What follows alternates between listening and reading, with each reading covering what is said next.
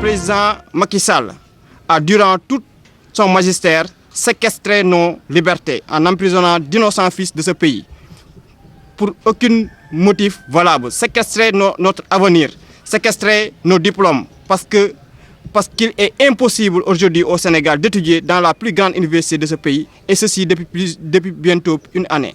Séquestrer notre économie, notre santé, notre éducation nationale, et aujourd'hui, il est encore dans cette logique de nous pourrir la vie. Chose que nous ne devons pas accepter.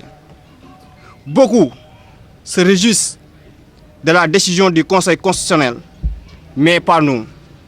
Nous pensons que tout a été bien réfléchi et que le président Macky Sall, la justice sénégalaise, les juges du Conseil constitutionnel, nous signons Rero.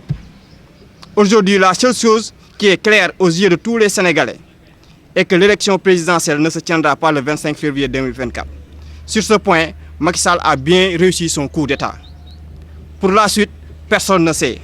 Nous n'allons pas terminer d'ailleurs sans pour autant dénoncer ces actes de barbarie perpétrés par des gros bras communément appelés nervis sous la houlette du maire de Mbour, Cheikh Issa Sall.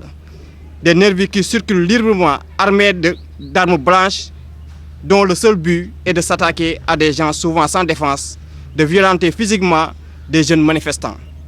Le mouvement Mbour Justice alerte le maire de Mbour, Cheikh Issa Sall, et sa bande organisée que nous disposons d'informations relatives au réseau de recrutement de ces nervis ainsi que les pratiques ignobles qu'ils sont en train de perpétrer.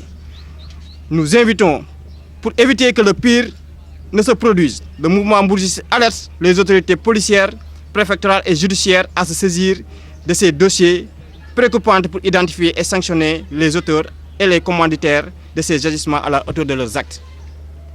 Que les populations soient encore plus motivées et plus concentrées sur ce qui se passera dans ces prochaines heures, dans les prochains jours.